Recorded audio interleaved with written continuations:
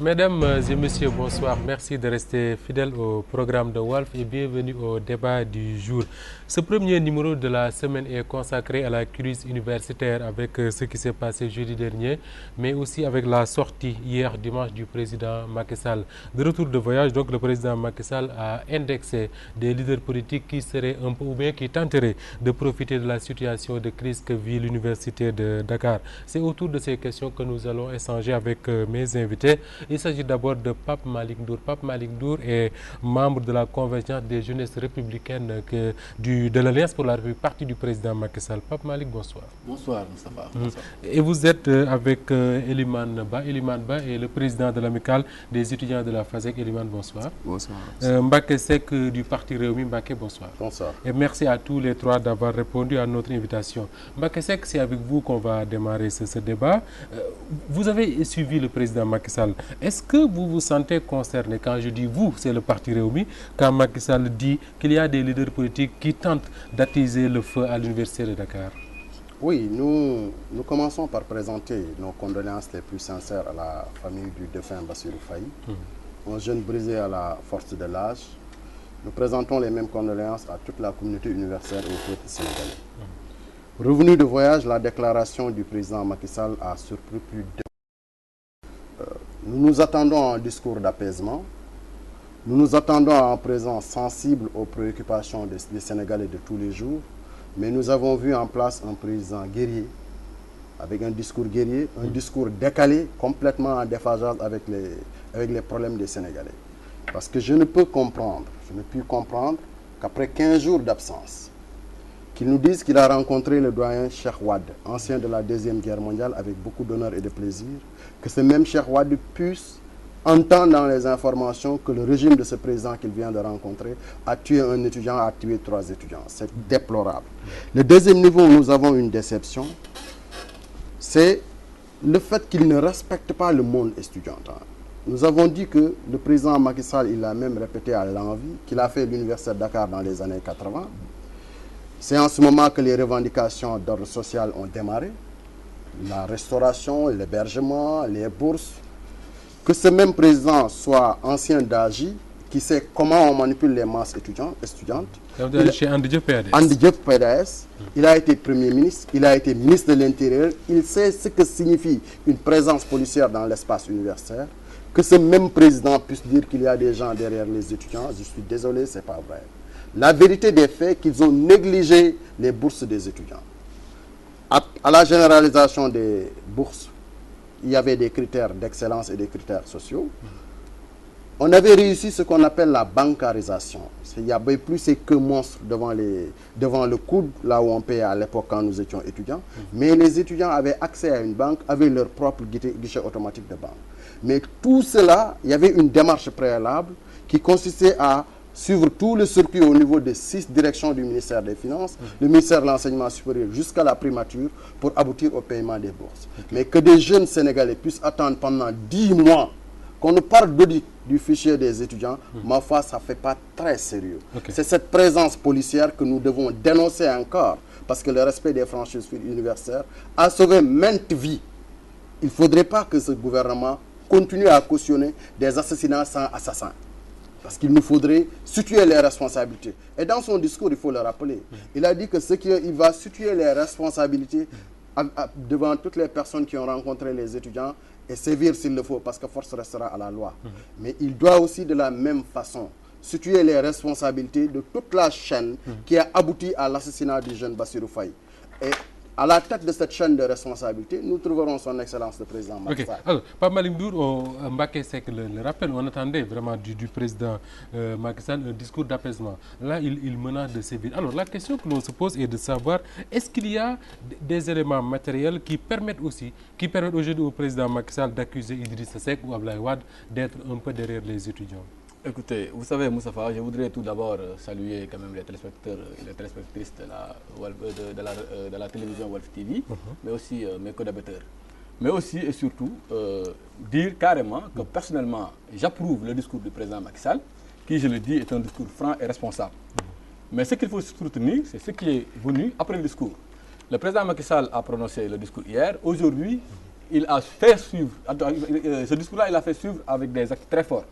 Et il faut le noter, il a eu à bouleverser son agenda institutionnel en annulant tout bonnement, des visites qu'il devait faire à Saint-Louis. Il ne s'est pas limité à ça, il est allé au chevet des étudiants qui sont malades, qui ont été peut-être tabassés par la police et autres. Donc aujourd'hui, si Mbacké Seck dit clairement que Macky Sall n'a pas un discours d'apaisement qui apaise la situation, moi je dis que ce que vous n'avez pas pu voir dans son discours, il faut le regarder dans les actes qu'il a eu à poser. C'est des actes très forts et je suis persuadé que les étudiants et les parents... Alors, sur quoi se fonde-t-il pour accuser des forces politiques d'attiser le feu à l'université? Sur quoi le président Macky Sall se fonde? Il s'est fondu sur un discours permanent que M. Idriss Seck et M. Abdoulaye Wade nous ont habitués ces derniers temps. Des gens qui, aujourd'hui, disent partout qu'ils vont mettre le feu ici au Sénégal. Des gens qui, aujourd'hui, disent partout qu'ils ont reçu des étudiants à la demande de ces derniers, alors qu'en réalité, c'est eux qui ont cherché à avoir les étudiants. Et cela a été confirmé tantôt par notre camarade Eliman Ba. Aujourd'hui, c'est tout un ensemble quand même d'arguments que le président, qui en dehors de ça a peut-être des informations que personne n'a, parce que le président tout le monde sait que c'est la personne la plus informée du Sénégal, l'oblige à dire ce qu'il a dit. En tout cas, il est censé être la personne la plus informée du Sénégal. En vérité, il est la personne la plus informée du Sénégal. Pendant 10 mois, aucune information sur les bourses des étudiants. Eliman, vous êtes le seul étudiant de la bande. Alors, dites-moi, pourquoi êtes-vous allé rencontrer Abdoulaye Wade? Merci beaucoup, Moustapha. Permettez-moi avant tout de saluer tous les téléspectateurs qui sont en train de nous suivre, de saluer mes camarades étudiants. Permettez-moi aussi de m'incliner encore une fois devant la mémoire d'un frère, d'un ami, d'un jeune frère, Bassirou Faye, qui vient de perdre son âme suite à des bavures policières qui ne cessent pas à l'université depuis le mois de novembre ou bien le mois d'octobre 2013. Là, le procureur a précisé que l'enquête se poursuit et que pour le moment, on ne sait pas qui a tiré. Hein? Voilà. En tout cas, depuis le début de l'année, toutes nos revendications sont axées sur 2 points. Sur l'amélioration des conditions de vie et d'études des étudiants, mais aussi et surtout sur la sécurité. Nos revendications-là ont toujours tombé dans l'oreille d'un sourd. Nous avions averti les autorités de l'enseignement supérieur compétentes. Nous avions même averti, à cause de leur réponse, nous avions même averti des jeunes politiciens du parti au pouvoir pour leur dire de parler aux autorités de l'enseignement supérieur parce que la situation qui prévaut à l'université... Des étudiants membres de l'APR, vous leur avez parlé? Je les ai parlé, moi, personnellement. Pour leur demander d'intervenir auprès des autorités. Parce qu'ils nous donnaient la réponse, comme quoi que tout ce qui se passe à l'université durant ces 10 derniers mois est uniquement fondé sur la politique. Donc, depuis 10 mois que vous êtes dans cette situation-là, vous avez l'impression que les autorités ne vous écoutent pas. Finalement, vous faites quoi après ce qui s'est passé jeudi? Vous êtes allé voir Abdoulaye Wade? Nous sommes allés voir des leaders d'opinion. Nous sommes allés voir un ancien président de la République, un leader d'opinion, pour qu'au moins sa voix puisse avoir assez de représentativité au sein de la communauté nationale. C'est ça le vrai débat. Moi, je pense que les gens oublient l'ampleur de la situation. Il y a un étudiant qui est mort, il y a un camarade qui a été tué par la furie des forces de l'ordre. Il y a un camarade qui a été tué à bout portant. Moi, je pense que le débat ne se trouve pas... Pour vous, ce débat-là est plus important que de savoir qui vous a appelé, maintenant, si c'est vous qui êtes demandeur, qui avez été demandeur ou pas. Maintenant, tout ce que nous avions besoin de ces leaders d'opinion, c'est au moins qu'ils puissent alerter l'opinion nationale. Parce que quand on arrêtait l'opinion nationale, les autorités nous disaient que c'est de la politique. Ok, donc que Abdoulaye Wade ou Idriss Seck prennent la parole après vous avoir rencontré pour parler de votre situation, ça vous rassure, puisque au moins vous vous dites que quelqu'un a parlé pour vous. Ah, mais en tout cas, le président de la République, qui ne s'est jamais presque soucié de nos problèmes, a réagi. Tout à fait. En tout cas, il a réagi. Dès que les deux-là ont parlé. Le problème est que c'est dommage que ces deux-là soient des opposants. En tout cas, nous, tout ce qui nous incombe, c'est de défendre les intérêts matériels et moraux des étudiants. Avant de donner la parole à Mbacké Seck, permettez-moi aussi de rappeler que nous sommes des responsables. moi j'ai bénéficié de la confiance de mes camarades. J'ai bénéficié de la confiance de mes camarades qui m'ont élu à la tête de la vous me dites depuis tout à l'heure, vous insistez sur ça, que vous êtes des responsables. Est-ce que cela veut dire que cela vous gêne ou bien vous choque que l'on dise que vous êtes manipulé? Non, mais cela nous choque qu'on dise que nous sommes manipulés. Cela, c'est vraiment regrettable. Des personnes qui souffrent, qui essaient de voir comment au moins leurs revendications puissent être entendues. Et on nous dit qu'on fait de la politique. Moi, je pense que l'incompétence du gouvernement dans le domaine de l'enseignement supérieur ne devrait pas, il ne devrait pas se cacher sur la politique. Ok. Alors, avant de donner la parole à Mbacké, dites-nous rapidement, très rapidement, Pape Malick, pourquoi le président Macky Sall a-t-il senti le besoin de dire qu'au Sénégal, le 25 mars 2012, on a élu qu'un seul président? N'est-ce pas là un aveu de faiblesse? C'est pas un aveu de faiblesse. D'abord, avant de répondre à cette question, je voulais quand même dire que je suis très désolé. Très rapidement, parce que là, vous avez pris la parole 2 fois. Effectivement, je suis très désolé par rapport à ce que M. Blabah Elimane vient de dire, en disant que le président Macky Sall ne s'est jamais soucié de le problème. Là, je suis vraiment très désolé de dire cela. C'est vrai qu'il y a un problème qui s'est posé. C'est un problème de bourse qui s'est posé. Depuis 10 mois, il y a des étudiants, c'est vrai, qui n'ont pas encore perçu leur bourse. Mais Elimane, il faut confirmer devant tout le monde que ce n'est pas tous les étudiants qui n'ont pas perçu des bourses. Il y a des étudiants qui ont perçu leur bourse et d'autres qui n'ont pas. Peut-être c'est le prix qu'il fallait payer pour faire un audit du fichier. Parce que 10 milliards de francs ont été, depuis que la question de l'audit des fichiers des bourses a été soulevée, 10 milliards de francs CFA ont été économisés. 35 000 étudiants ont été justement sortis de ce fichier parce qu'ils percevaient de l'argent de manière indue. Et c'est ça le débat de fond. Maintenant, par rapport à ce qu'il vient de dire, le président a bel et bien raison de soulever que c'est lui-même, c'est lui seul qui est le président de la République. Parce qu'il y a des gens qui confondent et qui pensent qu'ils sont les présidents de la République, en l'occurrence M. Idriss Seck, qui se permet de donner des solutions. Alors que depuis 2001, il était directeur. Lorsqu'on tuait Balla Gaye, les gens l'oublient. Lorsque Balla Gaye était assassiné à l'université, mais c'est Idriss Seck qui était le directeur de cabinet du président Abdoulaye Wade. Ces solutions-là, tout le monde sait que le problème actuel de l'université, ce ne sont pas des problèmes conjoncturels, ce sont des problèmes structurels qui datent depuis 2001, bien avant même 2001. Il a été Premier ministre. Pourquoi il n'a pas pu régler ces problèmes-là? Aujourd'hui, le président a le droit et il a même le devoir de préciser à Idriss Seck que lui, il n'est pas président. Malgré tout, Macky Sall a attendu que comme le dit Elimane, Idriss a attendu que Abdoulaye Wade en parle, Idriss Seck en parle, que ça soit Idriss Seck, parce que Abdoulaye Wade lui-même, il pense que jusqu'à présent, il est président. Idriss Seck, lui, il pense que jusqu'à présent, c'est lui le prochain président. Là, c'est ça. Attendez, monsieur Diop, s'il vous plaît. C'est ça le problème. Et que je pense qu'il est normal que le président précise cela. Pour dire simplement aux étudiants, pour vous dire seulement, Elimane, que les solutions à votre problème, ce n'est pas Idriss Seck qui va les régler. Vos problèmes, ce n'est pas Abdoulaye qui va les régler. Vos problèmes, c'est le président de la République, c'est les institutions qui vont les régler, non pas ses opposants. Mbacké Seck, en recevant les étudiants chez lui, au point E, est-ce que Idriss Seck ne cherche pas à profiter de la situation de crise, comme le dit Pape Malick Ndour? Idrissa ne cherche à profiter d'aucune situation de crise. Parce qu'il y a plusieurs années qu'il le dit qu'il ne voudrait pas qu'un pays qu'il envisage de gouverner soit ensemble. Revenons sur la déclaration du président de la République, de son Excellence, pour faire plaisir à mon ami. Quand son Excellence dit « je suis président du Sénégal », est-ce qu'il fait allusion à elle, cette très forte personnalité derrière lui? Ou bien il fait partie de... Il pense à l'ancien président. Vous parlez de quoi? Une très forte personnalité derrière qui? Non, il a dit il n'y a pas deux présidents de la République. Pendant les en faisant allusion à Idriss Seck, est-ce qu'il ne fait pas allusion à Mme Sall? C'est une grande question que certains sont posés aujourd'hui. Quand il dit qu'il n'y a pas deux présidents de la République. Nous en revenons à la question quand même. La question, ce n'est pas de savoir qui est élu et qui ne l'est pas élu. Nous avons un seul président de la République qui a une incarnation humaine en ce moment, c'est Macky Sall. Son Excellence, si vous voulez, je vous le sers. Mais le président de la République a eu un discours très décalé, en retard avec des solutions inappropriées. Pendant 15 jours, il n'était pas là, alors que les paysans souffraient.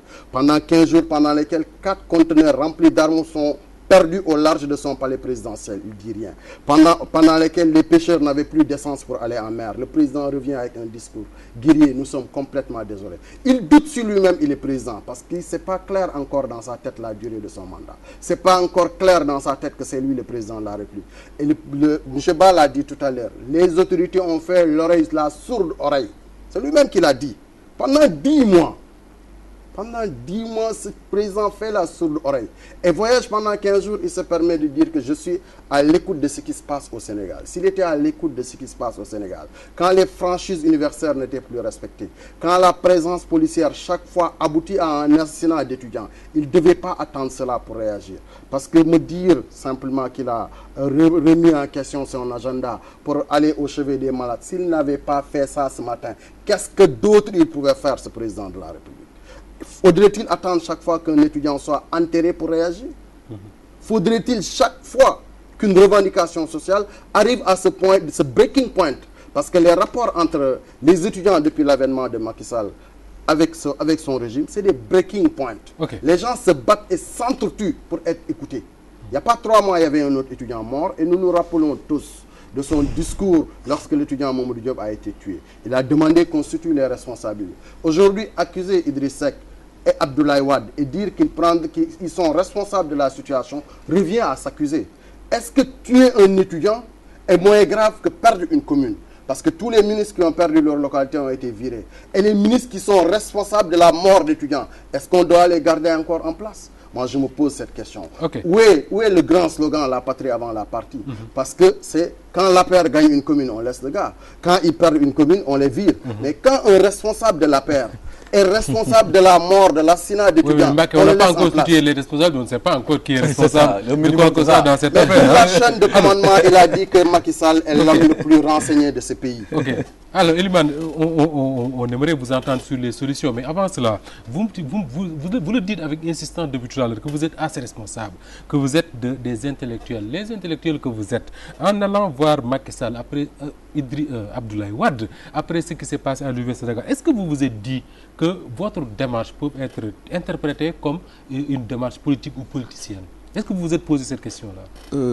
Moi, je pense que à un moment donné, tout ce qui se passe dans ce pays est interprété politiquement. Moi, je pense que les politiciens, que ça soit du côté du pouvoir, que ça soit du côté de l'opposition, tiennent en otage le pays et ne s'occupent pas en réalité de ce que les populations sont en train de vivre. À l'université Cheikh Anta Diop de Dakar, depuis 10 mois, le gouvernement a cette interprétation-là. C'est pourquoi elle a une politique de répression assez sévère qui continue de jour en jour. À chaque fois qu'on leur interpelle la souffrance des étudiants, ils nous envoient un autre camion de génie pour nous dire que les étudiants sont en train de faire de la politique. Nous sommes persécutés à l'université Cheikh Anta Diop de Dakar. Quand vous dites que vous le êtes 21 persécutés, novembre. On nous dit qu'il y a les policiers sont présents là-bas. J'ai entendu notre ami Yankoba Seydi dire qu'ils font même du thé à l'université, ce qui veut dire que c'est calme, quoi, que ça se passe bien quand ils sont là. Quand ils ont le temps de faire du thé là-bas, peut-être qu'il n'y a rien, il n'y a pas... Non, mais qu'on se dise la vérité. La cohabitation entre forces de l'ordre et étudiants, elle est impossible. Et ça date depuis l'année 68 avec Blondin Diop. Les seules fois que la police est rentrée dans l'université, c'est pour tuer nos camarades ou bien éborgner nos camarades. Et actuellement, comment ça se passe? Au-delà de ce qui s'est passé jeudi dernier, au-delà de ces violences-là, votre cohabitation au quotidien, comment ça se passe avec les policiers? Moi, je pense que ce qui s'est passé avec la mort très dramatique de notre frère Bassirou Faye est l'origine d'un processus qui a débuté depuis le 21 novembre 2013. Qu'est-ce qui s'est passé le 21 novembre 2013? L'assemblée restreinte de l'université, restreinte, c'est-à-dire que les étudiants ne font pas partie de cette assemblée, ont levé les franchises universitaires et ont demandé la présence permanente des forces de l'ordre sous la direction du recteur. L'assemblée de l'université. Sous la direction du recteur. La présence permanente des forces de l'ordre. Le lendemain, nous l'avons décrié. Le recteur qui a été remplacé. Nous l'avons décrié. Nous avons dit que cette présence est quasi impossible. Et vous savez ce qui a découlé de cette présence? Tous les mois, le campus social ferme. Pourquoi? À cause de la répression assez sévère des forces de l'ordre. Pendant le mois de Ramadan, je prends des milliers d'étudiants en témoin. On ne peut même pas prendre le khud dans la matinée parce que dès que la rupture du jeûne dès après la rupture du jeûne, automatiquement les policiers commencent à tirer sur les étudiants. Sur les étudiants, naturellement. À tirer sur les étudiants. À tirer sur les étudiants. Comment dirais-je, autant pour moi, quand une lampe est allumée, ils tirent sur la vitre. Ah oui? Mais c'était désastreux dans les chambres. Non, ce que je dis est vrai. Qu'est-ce que tu cherches en faisant ça? Mais c'est ça que la question que nous nous posons. Moi, vous obligez à aller dormir ou quoi? Moi, j'ai interpellé le ministre de l'Enseignement supérieur, j'ai interpellé le recteur, j'ai interpellé même des jeunes politiciens pour leur dire que, mais qu'est-ce qu'ils veulent exactement? Nous étions persécutés. Tous les jours, tous les jours, et nous savions que cela finirait mal. Nous savions que cela finirait pratiquement mal. Tout le monde a dit qu'on avait vu venir, mais personne n'a réagi. Alors, vous êtes de la paire. Est-ce que le président, votre président, le président de la République du Sénégal, n'aurait pas mieux fait de regarder cette réalité que Elimane est en train de décrire, de regarder cette réalité en face, de trouver des solutions à cette réalité, au lieu de chercher à tirer ailleurs, comme on dit? Mais le président, il sait cela depuis le début. Lorsqu'il est venu, il a trouvé une situation très désastreuse. Il a théorisé et il a mis en application ce qu'on appelle, ce que nous tous nous savons, l'assise de l'université. À travers les réformes-là qu'on a... Les concertations nationales sur l'enseignement supérieur avec... Et dans cette concertation, il y a des conclusions extraordinaires qui se trouvent dans cette concertation-là. Aujourd'hui, il a dit, les problèmes de l'université se trouvent les problèmes de l'université fondamentalement sont du domaine du social, de la pédagogie et accessoirement peut-être du domaine du comportement des uns et des autres. Mais dans la concertation, eh bien, les actes qui ont été suivis par cette concertation-là, il y a la décongestion de l'université de Dakar. Depuis que Macky Sall est là, combien d'étudiants on a pu orienter dans les écoles privées? Mais c'est un record par rapport à ce qui se faisait dans le passé. Et c'est l'État qui paye leur formation. Effectivement, ça c'est l'État qui l'a fait. Aujourd'hui, les universités qui sont les universités qui ne sont pas à Dakar, l'université de Saint-Louis, ce que l'université de Saint-Louis a orienté, mais c'est un record dans le Sénégal, ça, tu peux le confirmer, Elimane.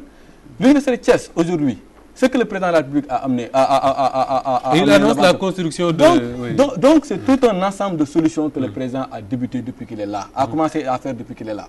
Maintenant, ce que je voudrais dire par rapport à la présence policière dont ils ont évoqué tous, je voudrais simplement rappeler que la présence de la police au sein de l'université date depuis 2008, date de 2008. Depuis que Abdoulaye Wade est là, moi j'ai quitté l'université en 2008, j'ai laissé les policiers devant le campus universitaire. Donc ça ne date pas d'aujourd'hui et ce n'est pas le président Macky Sall qui l'a amené. Alors, tout le monde... quand le président Macky Sall dit par exemple que ils ont le financement, 60 et quelques milliards, il a dit, pour construire d'autres universités, au moins 2, pour désengorger un peu l'université de Dakar. Est-ce qu'on ne peut pas se poser la même question que s'est posé tout à l'heure un des auditeurs de Walfadjri FM qui est intervenu dans Wax Sa Khalat? Je pense qu'il dit que quand le président Macky Sall peine à payer les bourses des étudiants, comment peut-il dire qu'il va construire d'autres universités? Écoutez Moustapha, moi je pense qu'il n'y a pas un problème de paiement des bourses. Ce qu'il y a, il y a un audit du fichier des bourses qui a été commandé, comme on l'a fait avec l'audit. Est-ce qu'il y a de l'argent pour payer? Non. Il faut d'abord qu'on sache le problème, ou surtout le problème. Le problème, c'est un problème d'audit du fichier des bourses, parce qu'il y a des gens qui ont infiltré le fichier des bourses et qui aujourd'hui sont en train de reçoivent des bourses de manière induite. Des passagers clandestins, et ils le connaissent très bien. Moi, j'étais à l'université. Je peux témoigner qu'il y a eu beaucoup d'étudiants qui bénéficiaient des bourses alors qu'ils n'en avaient pas le droit. Maintenant, il y a un problème. Techniquement, il y a un problème. On l'a vécu avec l'audit du fichier de la fonction publique. Il y a des fonctionnaires, des agents de l'État qui sont venus faire des réclamations et ça a pris... C'était à peu près le même processus. C'est ça qu'il faut savoir. C'est ça qu'il faut... Cette réforme ne faisait pas... Cet audit ne faisait pas... Non, mais l'audit... Attendez, non. Donc, en faisant... Quand on vous a demandé de signer le protocole, on ne vous avait pas dit qu'on allait auditer les... Écoutez, le gouvernement... n'a jamais dit que c'était un audit qui est en train de se passer. Il faisait le dilatoire.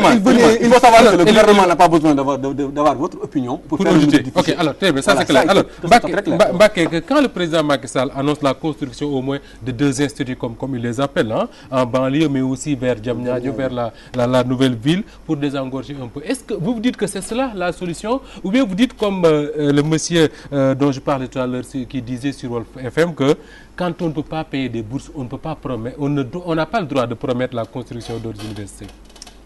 Les différentes conclusions de cette concertation de l'enseignement supérieur ont abouti au désengorgement de l'université de Dakar.